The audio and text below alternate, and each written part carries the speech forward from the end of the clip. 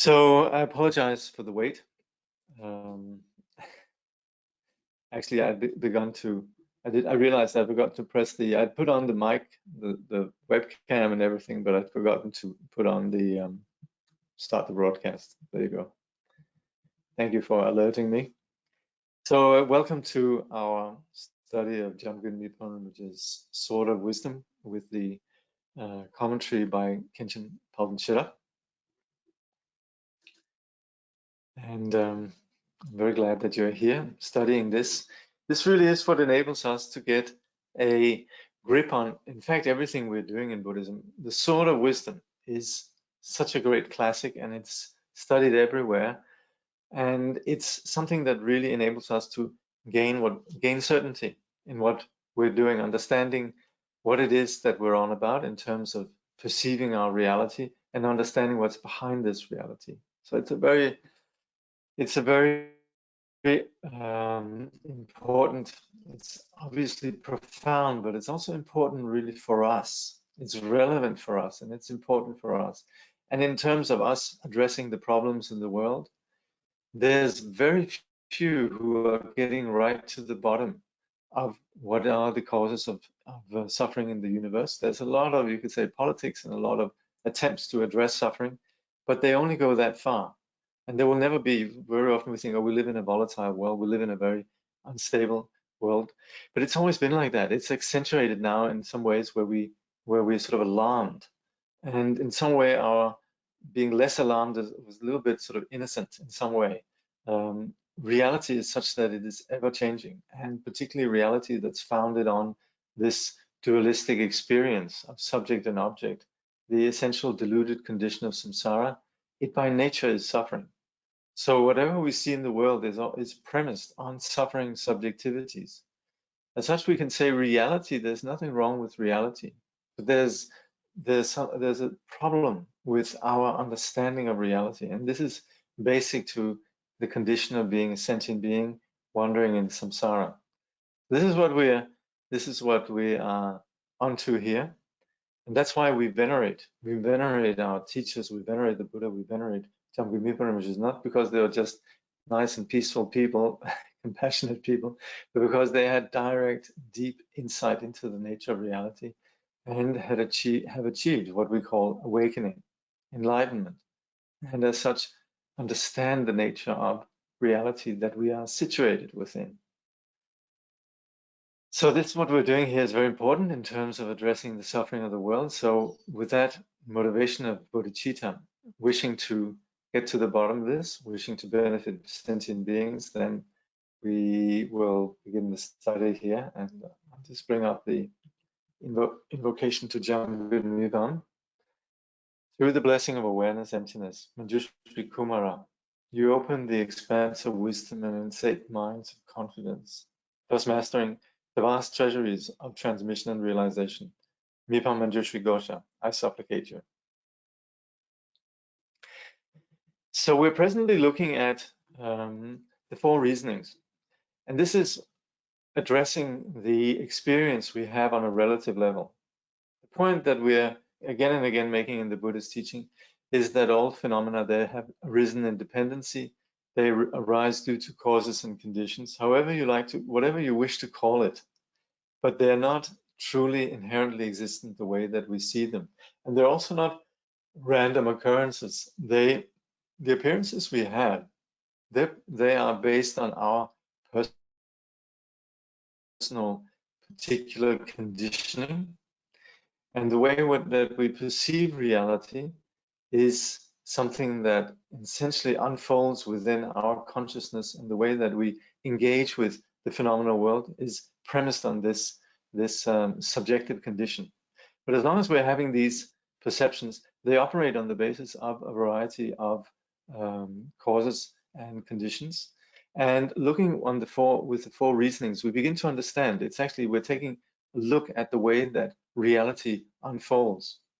And that's again where it's important that we're listening to what enlightened persons are saying, because of course we have a confined science, these sort of scientific realists that think that consciousness, that's over here and has nothing to do with the actual solid world out there.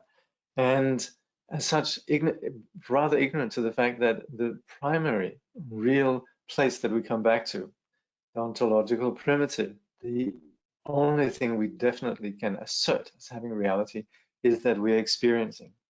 We're alive, we're experiencing. We are thinking. And as such, this perception of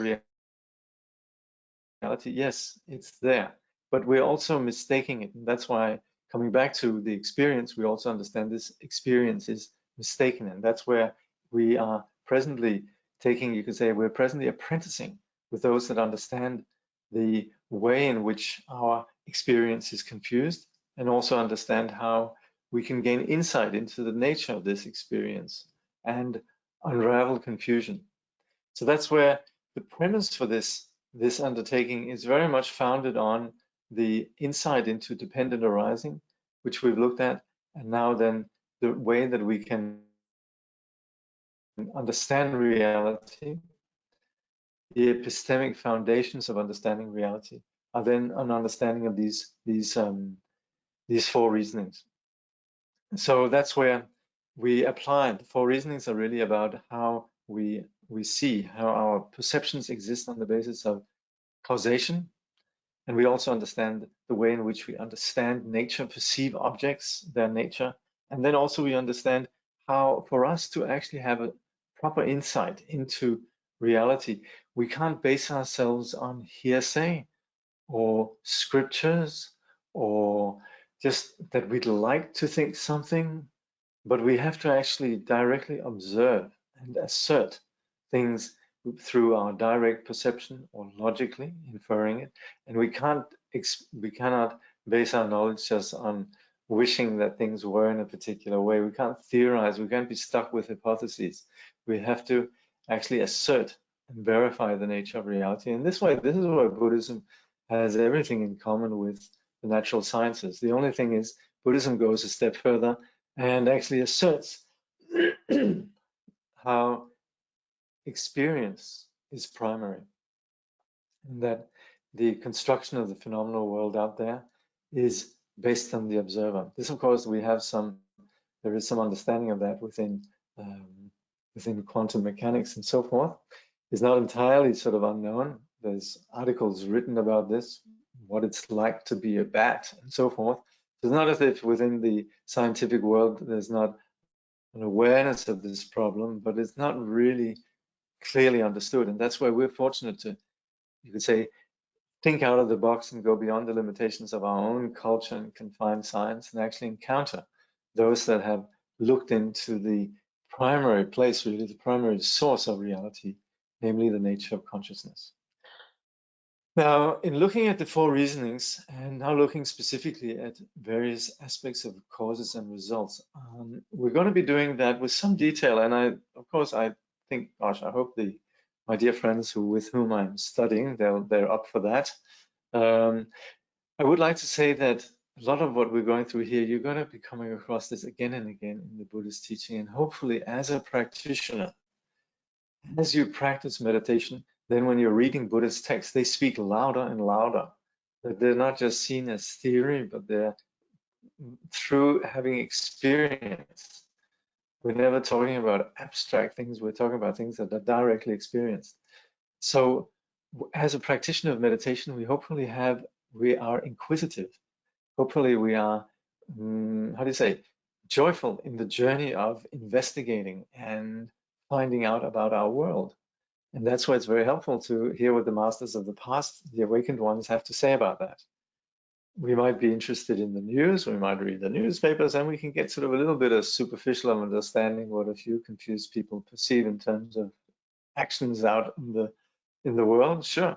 But to actually really understand the nature of what is experienced, what we experience, what the nature of reality is, and what also others experience, it's so helpful to be looking at what the great masters in the past said. Of course, there will come a time where you could say a practitioner just abides in the Dharmakaya, and then abandoning all activity, sure, just settles in that. But until then, it's rather inspiring and stimulating to continually come across instructions and you could say provocative material that opens up for wider horizons. And in that context, the topics that we're discussing here are so relevant. So it would be a shame not to go to have a look at that. But I just also like this time to just read a little bit ahead in terms of the root text, so you can get some idea of what we're doing, where this is heading, so to speak. So I'm just going to read a bit ahead in the root text and then come back to where we presently are, which is sloka 6. Now, it reads here, when the collection of causes is complete, it functions to produce an effect. Each and every effect depends on its own specific causes. Therefore, by understanding correctly and incorrectly how causes and effects function, one engages in or refrains from activities. All the philosophical systems and fields of knowledge, like artistry, are also rooted in this. This is why cause and effect encompass all worldly training and the training that transcends the world. So here we're looking at what it is that rules our experience on a relative level. And that's where we can know how to act wisely, how to essentially engage in all aspects of knowledge. And this is basic to the nature of the world, but it's also the nature of the path, the training that transcends the world. Every interdependent thing has its unique defining characteristics, like solidity, wetness, or heat, because that is its own individual nature. This nature cannot be denied. In a single thing, there are a variety of attributes, and there are numerous facts and classifications of terminology that establish or exclude those attributes. Each thing has its own specific nature. An object is thoroughly apprehended by direct perception. Then the conceptual mind, that which distinguishes and combines, uses terminology to label it as a separate thing. So we can understand how everything has particular characteristics. This is the way we perceive it. This is the way that we base our discernment about the world. But we can also see that the things, they exist in and of themselves. They are then known through us, through a direct perception. And then in addition to us perceiving, you could say, without the initial thought, then there is the mind that then interprets, the secondary knower, so to speak. There's first a perception, then there's the way in which we begin to know things and label things. So Jakob Leschly says, objects of knowledge will be thoroughly understood by categorizing them in two groups, substantial things and designations based on terminology. So that's where we can say there are things out there that are the basic basis for our imputation, the way that we label things, and then there are the labels themselves. So there's many ways of understanding our reality, but again, this comes down to us beginning to have more insight in terms of how we, at the level of experience, relate to phenomena. He says, if one examines the true reality of causes, effects, and the nature of things, one cannot find any production and nothing that arises through dependency. So that's again where we twirl a torch and there appears to be a ring of fire. If we look in a mirror and there appears to be a person in there, when we stop twirling the torch, it's not as if that ring of fire went away, because it was never there in the first place. When we leave the mirror, it's not as if when there's no longer an appearance that somebody that was there is no longer there. The ring of fire never existed in the first place. The person was never there. And as such, even though appearances, they appear to us, they have no reality. They have not any what we call production. So that's why we then say, by its own very nature, appearance is essentially emptiness. The basic space of phenomena, having the three aspects of liberation, is the nature of the ultimate. Although there is causal efficacy and dependency, the reasoning of the nature is the final reasoning. Once the nature of a thing has been reached, there are no further reasons to be sought. And that's why we understand that relatively we have all the various perceptions, and yet once we begin to understand the true nature of phenomena, then that's final with regards to understanding their nature. Anyway, this is just reading ahead a little bit to give us some idea of what this is all about. But we're going to be going into some detail. And this is good because we're not left sort of vague, with a vague understanding of how it is that the phenomenal world appears the way it does. And again, like I said, this is something that we come back to again and again in our studies. Now, there's one thing which is important, of course. This is really just a means. This is just a means to an objective, and as such, the implication is that we study, we analyze things, but we're not going to spend our life analyzing things. That's where we are taking this in order to achieve insight, and for us to come from again a world where we're quite innocent about the science of the path, the science of the nature of reality, and so forth. These are very important. Also because we not only are we coming from a culture that's innocent about this, but it's also that we have so much already information stored that we could say we almost have memory overload in terms of all the information we're storing, and that's where it's probably quite good that we begin to have some insight and begin to actually have some degree of the science that's basic to the nature of experience, the nature of samsara and nirvana.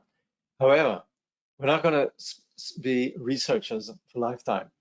This is really just for us to arrive at an insight. And here Jakob Leschly just says, so that's with regards to the four reasonings, which are really important for us to understand how on which we're basing our analysis. But he says, if one does not understand, so he says,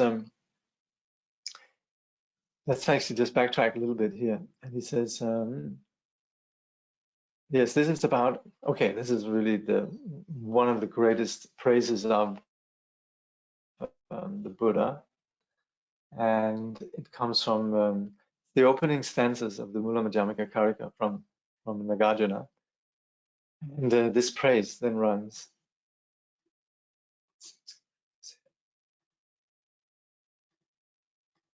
I prostrate to the one who teaches that whatever is dependently arisen does not arise, does not cease, or is not extinct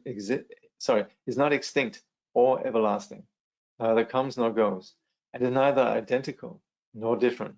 I pay homage to the perfect Buddha, who is supreme among all who speak. By dissolving all fabrications, he teaches peace. So the fabrications, they exist within our mind.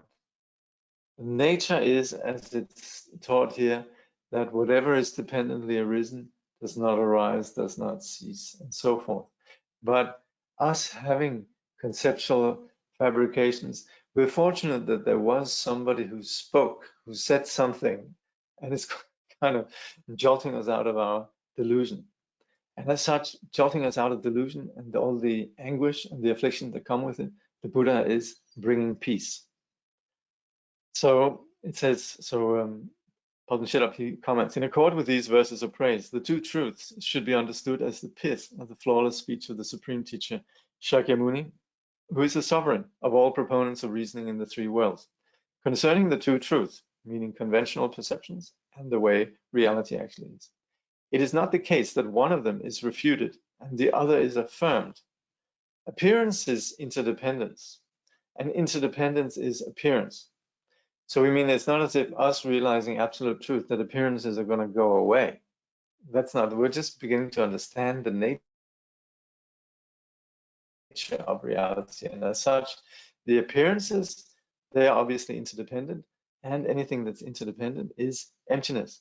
But it's just understanding the nature of these appearances. So thus, the two truths are inseparable, like fire and its heat. Unified appearance emptiness is free from the four extremes of existence, non-existence, both or neither. It is free from the eight constructs of arising and ceasing, eternalism or nihilism, coming or going, and sameness or difference, which resemble the eight analogies of illusion. When one realizes with deep certainty that the two truths are equal and pervade the entire ground, path, and result, then one has a firm foothold in the profound and vital key points of the Buddhist view and practice.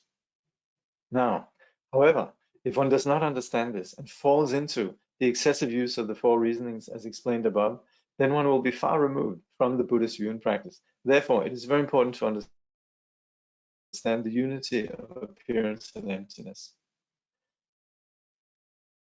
So that's where we're presently establishing the way that we should understand, the way to, conduct proper science, if you like, on the basis of understanding how things exist in terms of the causes and effects. It's not going to help that somebody says, well, everything arose just like that because, the great somebody decided so. We can't really assert that. That's where we come back to the fact that for it to be science, valid understanding, it has to be something that we can verify or falsify, that we can come across this insight that we have, and it can be falsified on the basis of us actually looking deeper and seeing more and discovering how our initial proposition or hypothesis was flawed, and then we can see more. So that's where it's not going to help us if we have something that says something that we can't verify or validate. And this is the same, this is again common to natural, you could say, materialist science and Buddhism as well. So that's where we use these reasonings that are about understanding how things are created and how they operate and what is their nature. So it says here, summary of the 4 reasonings. The object to be comprehended, the way functional things are. And if you were to ask, I'm sort of very often talking about material science, materialist science. It's not that I'm saying it's bad, but I'm just saying it's confined to what is material and sadly lacks and excludes the understanding of consciousness and the primacy of consciousness to everything that appears. But that science is very, very helpful in terms of understanding how the world works. So that's why we have computers, we have medicine, we have all sorts of extraordinary technology at our hands, because there's an understanding of the functional way things are. There's not properly an understanding of what's behind it, but there is that which you could say we need to operate within the ordinary, you could say, practicalities of our existence, our relative existence. And so that's where navigating this, it's very helpful to understand causes and effects. Now here, we particularly, of course, understand how mind has a central role in that. That's where we go a bit beyond the confined science of materialism. So that's why we say here, the object to be comprehended, the way functional things are, and the mind that accurately comprehends them are what constitute valid cognition or reasoning. That's what we're doing here. The first 3 reasonings of causal efficacy, dependency, and the nature are based on comprehending 3 aspects of objective phenomena: their causes, effects, and nature. The 4th reasoning, the reasoning of valid proof, uses unmistaken ways of negating and affirming objects of comprehension by eliminating misunderstandings about them. And this actually could have been just as well spoken in a physics class within, our schools or universities. Slightly different objective, slightly different scope, but essentially the same epistemic premise, the same, you could say, commitment to truth and insight. Now, to do this, there are 2 types of valid cognition. The valid cognition of direct perception. Yeah, we see something. Yeah, there we're seeing it, which comprehends overt manifest phenomena and inferential valid cognition. Now I can't see this pen anymore, but I had it just before, and I can, even though I can't see it, I am actually feeling it with my hand, but okay, I'll put it over here. Now I have no sensory perception of it, but actually because it was just there, I actually infer that that pen is still there. That's valid. That's also valid cognition. It's not based on belief. It's not based on something extraordinary. It's just based on the sense that if it was there a few minutes ago, there hasn't been a wind, there hasn't been anybody in the room, and so forth, I can infer that it's there. So we have these 2 kinds of valid cognition: the direct perception and the inferential valid cognition, which comprehends hidden phenomena. The pen is hidden from me, but I can still sort of say that there's a good chance that it's there. And particularly when it comes also to hidden phenomena such as impermanence. I'm looking at a lamp right now, and even though I can't see it, I know this lamp is impermanent. It is in fact continually shifting, even though I don't see that. And that's where, even though I don't know it, because it's you could say a compounded phenomena, I know I can validate it on the basis of inference that it is impermanent. So Sheldon says, inference validly knows its subject matter by using logical reasoning to infer hidden phenomena. In the end, inference must depend on direct perception, and direct perception depends solely on the nature of things. So for us to have, for me to have a knowledge of something I'm not seeing directly, it of course is that I have some direct perception of it. And also in terms of the pen, I left it there. I can actually assert some degree of, you could say, validity of my knowledge. In this way, Paul says, both causal efficacy and dependency are also the nature of things. So they are categorically included in the reasoning of the nature. The third kind is simply just to say, okay, well, the nature of this thing, this impermanent, dependently arisen phenomena, the nature of which I have some idea, it is essentially that it's a lamp. It's, it lights up the place. It has a particular function. And the nature of it is then again what we establish in various ways in terms of the permanence, the way we relate to it. So all these various categories, they have to do with the nature of the lamp. He says the reasoning of the nature decisively settles the discussion of all reasonings and brings them to a close. So when we establish the nature of a given phenomena, then we know its relative appearance and we also know its absolute nature. He says once a thing's nature has been reached, there's no need for more valid proof. For example, there is no need to logically show that fire is hot. So in that sense, according to how something functions, to simply just know how it is, and then also in terms of the two truths, know its absolute nature as well, then it's on the basis of properly knowing the nature of things that we arrive at a final conclusion. But we do operate with some sense of investigation. And so concerning this, Rongso Mahapandita says in Entering the Way of the Mahayana, although it is fine to formulate truths with any one of the four reasonings, the reasoning of the nature, causal efficacy, dependency, and the valid proof, in order for realization to come easily, for those who haven't studied much or those of lesser intellect, it's best to use only logical arguments connected with the nature. And that's what we very often do when we simply just establish the emptiness of phenomena and its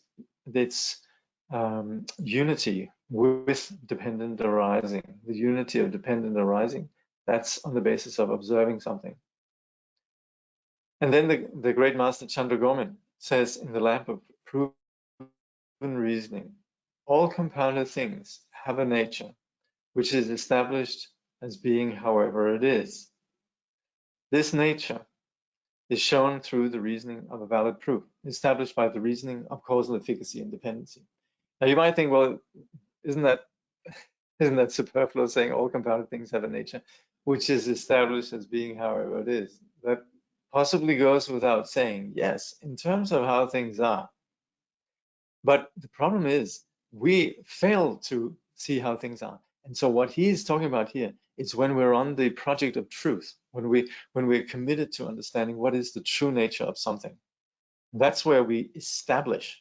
So they all have a nature that we can understand on the basis of however we approach it. But in doing so, we're committed to understanding how things are. That's again the common agenda of both Dharma and materialist science. Project of truth, essentially. He says, in making a proof, the reason is established and not separate from the subject's nature. So we'd say something is impermanent. Yeah, you're going to prove that? Things are impermanent. Yeah, because it's compounded.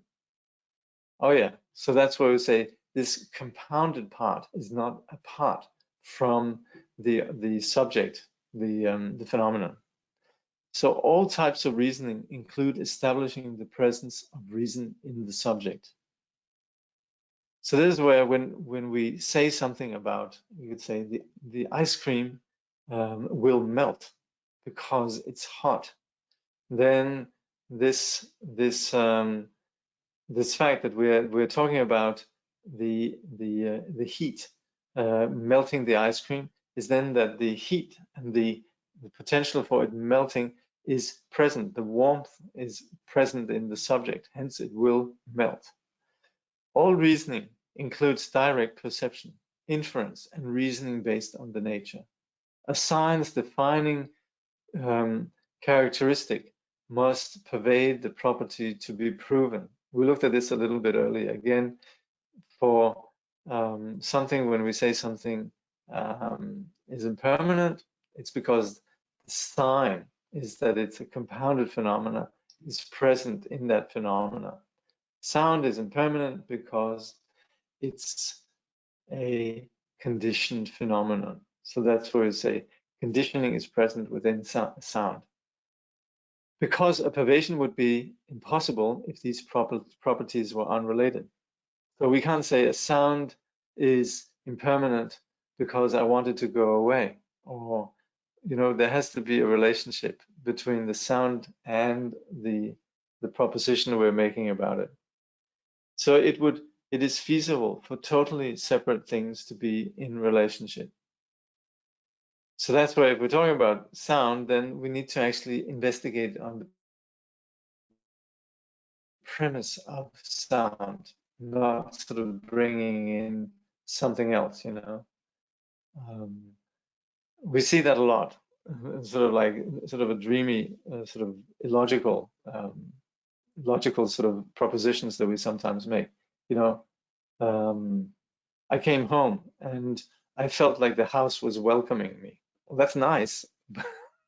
But I remember Kempo Tsutum Lodre, he was debating actually with an academic who was saying, he was saying there is no self in phenomena. And this woman said, well, my house has a sense of self. And of course, you can understand the perception of that, but it's not intrinsic to the house itself. It's intrinsic to, say, the romantic idea, which is very nice, and there's nothing wrong to be said about that. But there's actually not any real sort of, you could say, relationship between the house and the subjective perception that we might have of something. It's caused by the house, possibly, but it doesn't actually establish something that we would say in which there's an actual sign or something that's intrinsic to the house. The house doesn't have that. So that's where this is actually in what is it again, in some of the anyway, never mind. This is something that comes up, when we're sort of not properly looking at the way that we make, you could say, assertions on the basis of reasoning. So he says, this is how cause and effect are related. Naturally, a cause does not go beyond the causal efficacy of producing an effect. And naturally, an effect does not go beyond being dependent on the cause of its arising. So again, there's a relationship all the time between how things manifest.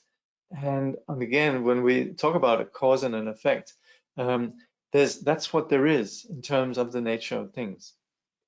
There's nothing beyond that. That's also, again, where we sometimes in a religious context, that there's sort of religious concepts that are thrown out there just based on that there's some sort of belief. And that's where there's not really a proper cause and effect taking place in terms of that reasoning. So Chandra Gomin then says, learned ones never assert a relationship between totally separate things. Once the components of causal efficacy are assembled, it is impossible that dependency will not arise. So once we put water in a pot and we heat the pot, there's no way that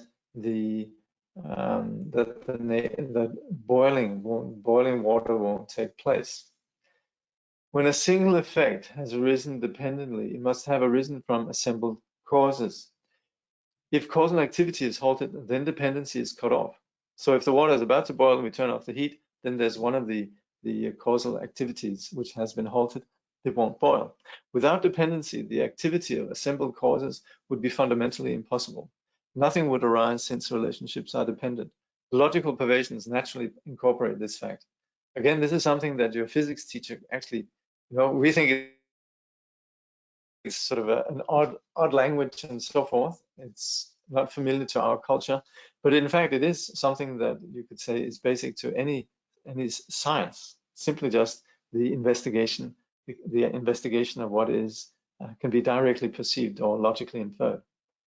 So he says, therefore, the mind that comprehends in accordance with the nature of things is what is called reasoning based on the power of facts. This is also something we talk about also in a lot of places, because it unerringly comprehends the way things are. Other reasonings can never disprove it.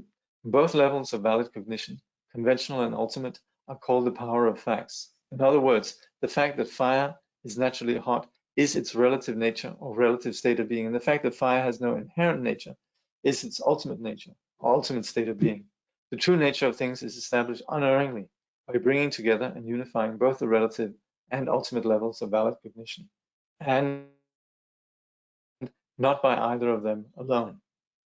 So with regards to whatever we have, there's always the relative, which is how things are functioning. That's very helpful to understand.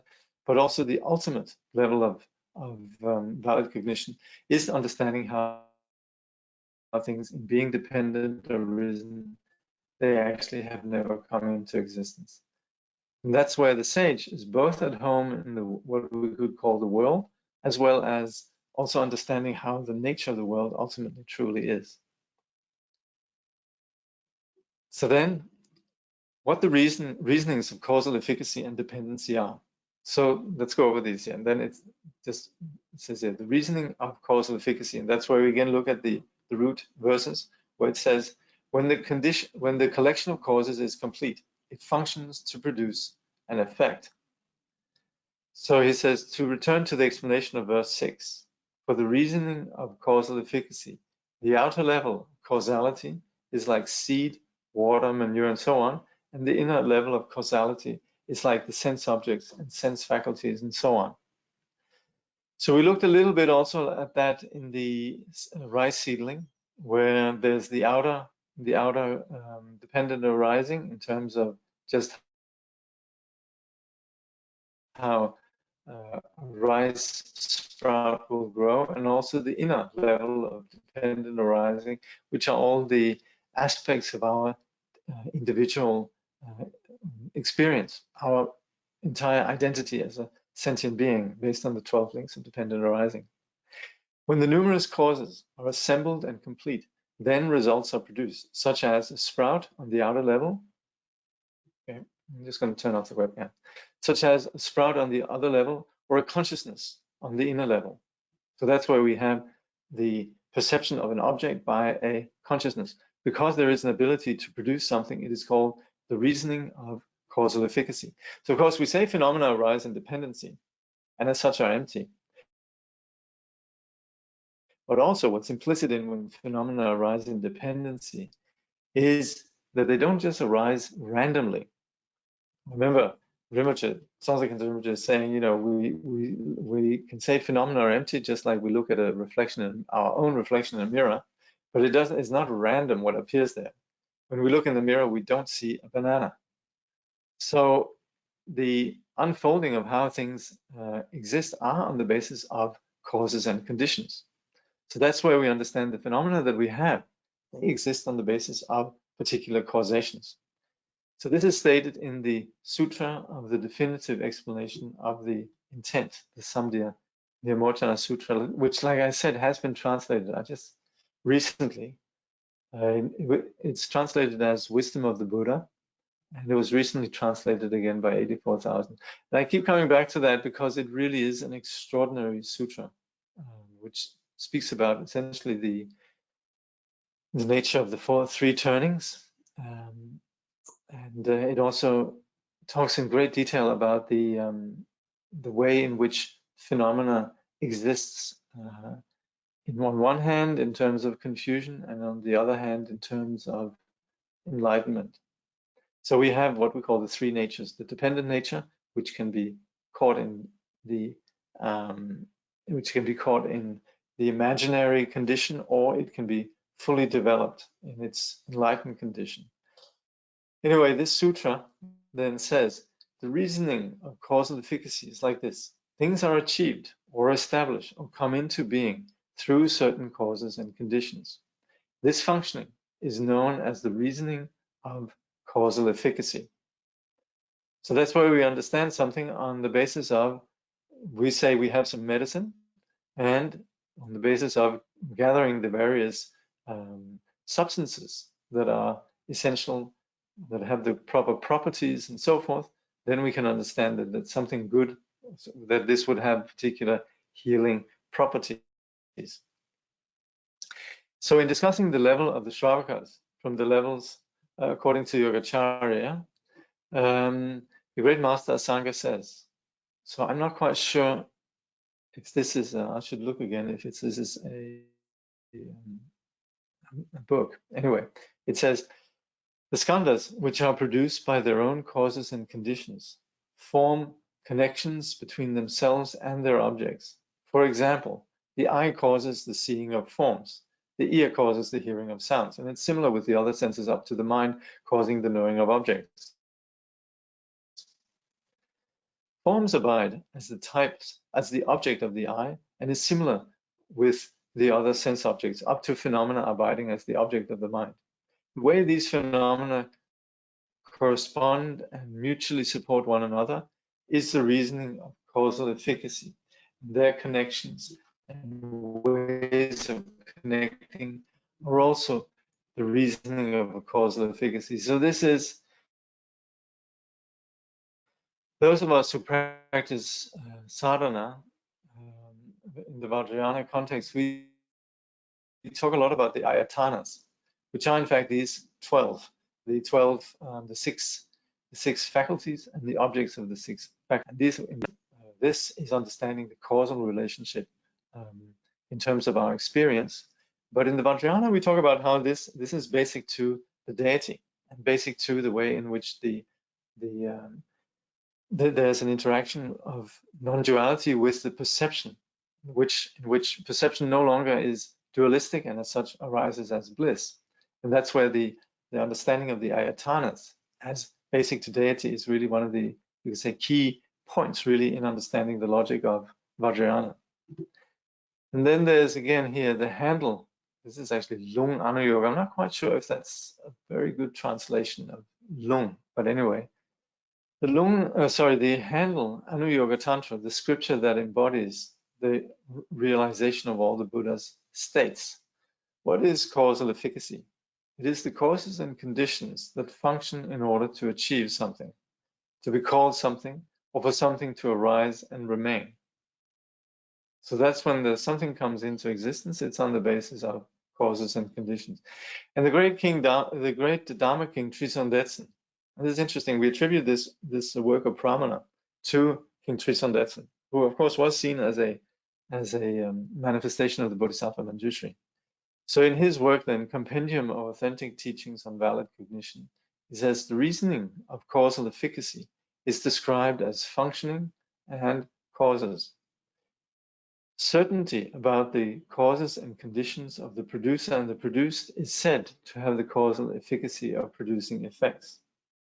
Again, in a way, we're talking about something that's very immediate and ordinary, but we're putting a handle on it.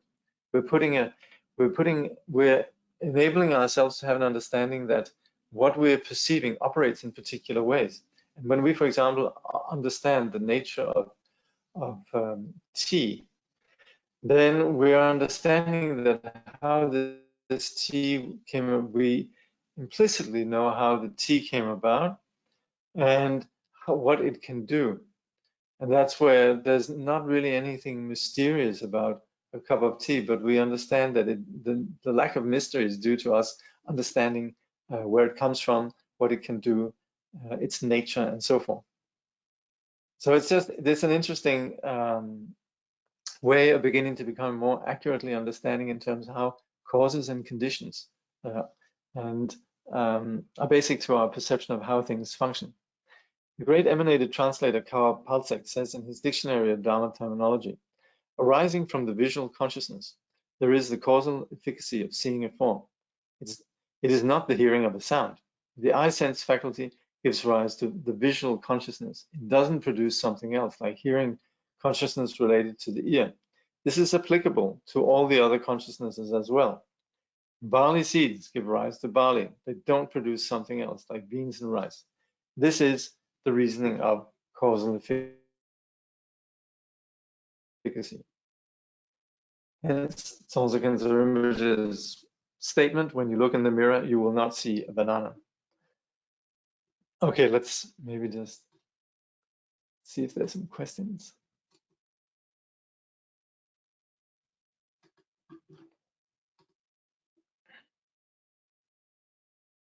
Oh no, there's also again some technical issues.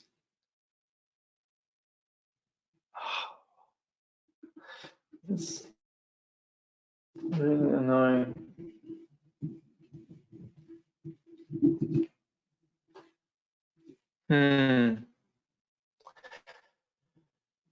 You can infer that with a pen, but not with electrons or other quantum particles.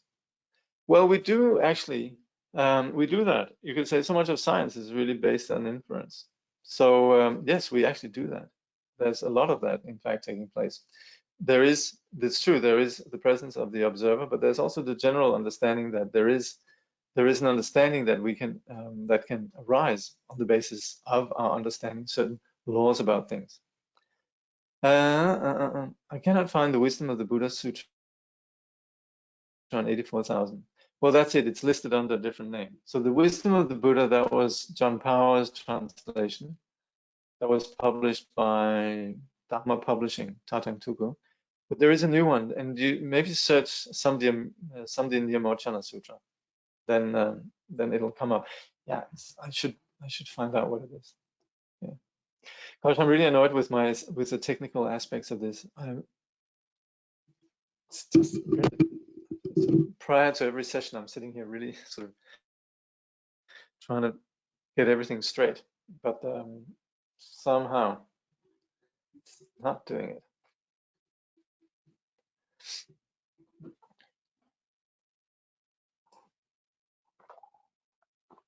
Okay, if there's no more questions, let's just continue a bit.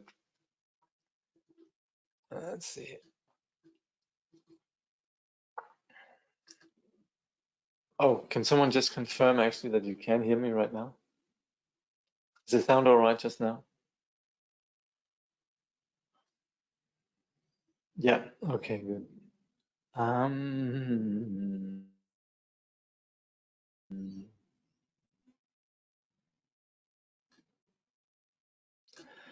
So let's see here.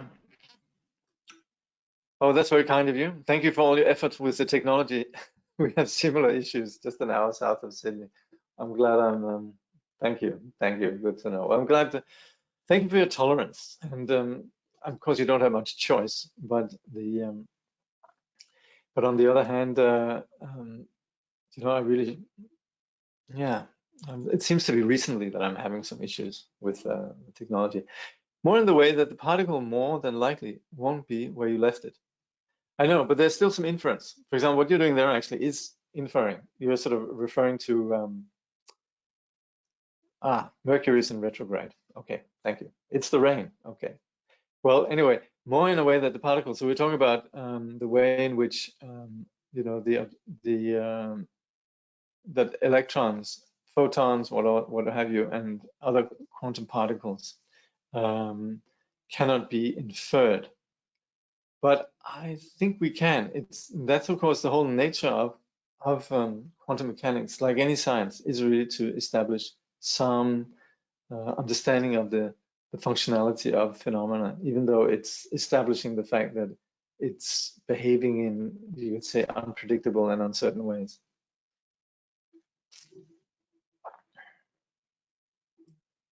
So yeah, and you know, there's also, I think, I don't know about now, but I think in the earlier days, the ways we understood particles also was from firing particles within gas chambers, and it was more on the basis of traces that we could understand their movements and so on. I don't know if it's still like that. But of course, all science inevitably operates within essentially these two particularly, will inevitably either be direct perception or inference in one way or another. Otherwise, they won't get any funding. So, okay. So, where were we? Was it the emanated translator Chokro Louis Gelson? He, by the way, is one of the most important in the Sakya lineage, and I think the Vajrayana practice and the Sakya lineage come down from this great master. Anyway, he says in his extensive commentary on the Sutra of the definitive explanation of the intent, again, aforementioned sutra, a commentary on the aforementioned sutra, the reasoning of causal efficacy is taught through the fact that phenomena are causally effective. And the omniscient Ronson Dhammapadra says as in his Entering the Way of the Mahayana, the reasoning of causal efficacy is the knowledge of the causes of things through their effects. Right? So we have boiling water, and we know that that comes about due to heating water in a pan. Like perceiving the causal efficacy of medicine for life and poison for death, right? So you take some curative herbs, or you can take arsenic, right? So we kind of, even though death hasn't occurred, we know that arsenic possesses that potential. We look at, I don't know, St. John's wort or whatever, and we understand that it has a particular property that nourishes life. One knows the producer through what is produced. So good health comes about due to particular those with curative effects, and bad health and death comes due to similar connection between the produced and what was there. So this is the discussion of the reasoning of causal efficacy. The reasoning of dependency. So that's the lines 3 and 4 within that sloka. It says each and every effect depends on its own specific causes. So I remember actually Tongsi Rinpoche, the thing is, what we're doing here is becoming very precise and accurate with regards to our phenomena. And I remember Tongsi Rinpoche, he once warned that when you study philosophy, he said, of course, this is something that greatly enhances your faith, but he says you could also become very argumentative. He says, watch out you don't get into arguments continually when you begin to study these things, because you're constantly going to run into, you could say, shallow reasoning. And you can say the way that we lazily sort of misunderstand the nature of what's happening around us. Anyway, for the reasoning of dependency, all the various effects, such as sprouts or consciousnesses, are necessarily dependent on their own specific causes, such as seeds for sprouts or sense objects and sense faculties for consciousnesses. So again, coming back to the outer and inner, ascertaining this constitutes the reasoning of the dependency of effects. So as far as a sprout comes about, we know that where it comes from as part of our, you could say, individuality and where we are, all of that, we know where this comes from. So the Sutra of the definitive explanation of the intent, the aforementioned, states the reasoning of dependency is the fact that compounded things arise from causes and conditions, and terminology comes from making designations. So one is about the objective, the outer, one is about the inner, the subjective that makes the designations. And from the levels, according to the Yogacarya, in the section on the level of the Shravakas, okay, that's what it was. The reasoning of dependency is like this. In brief, there are two aspects of dependency: that which dependently arises and that which is dependently designated.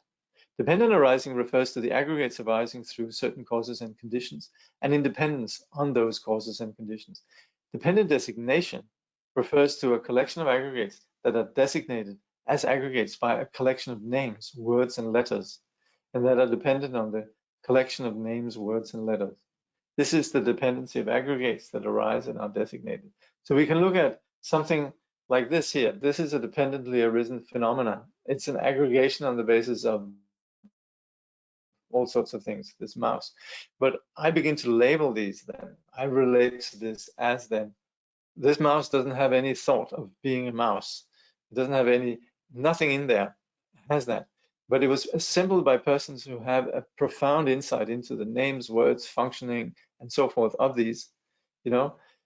And so that's how this comes about. And we then label it, you know, to the best of our ability, the mouse. Once we get inside, it becomes a little bit more dubious whether we have the labels for all these things. But nevertheless, we can see how objects exist out there as aggregations, and then the ways that we designate or label things.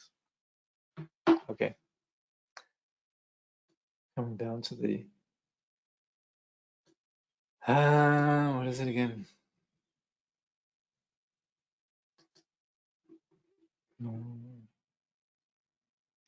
Anyway, this sutra from the Anuyuga. Okay. The language is new to me, but it's a start. I remember when I was a teenager, curious about the mirror, etc., or whether a place existed when I left it. And that's where I'm picking up from. But thank you for leading us through this. That's an interesting discussion. And that's, of course, where, yes, we would say our perceptions are very much based on ourselves, interpreting, you could say, the signals of the field. But we also wouldn't say that it's just in our mind. Otherwise, yes, then once we left a place, it would go away, right? So yes, we're looking at a great mountain. Then when we leave it, we visited Mount Everest or Mount Kailash. Then we leave, it's not as if the mountain disappears. But at the same time, our perception of the phenomenal world is very much constructed through this subjective dimension. So yes, so it's something that comes up a lot, and it's an important question. All right, we shall dedicate the marriage. Thank you.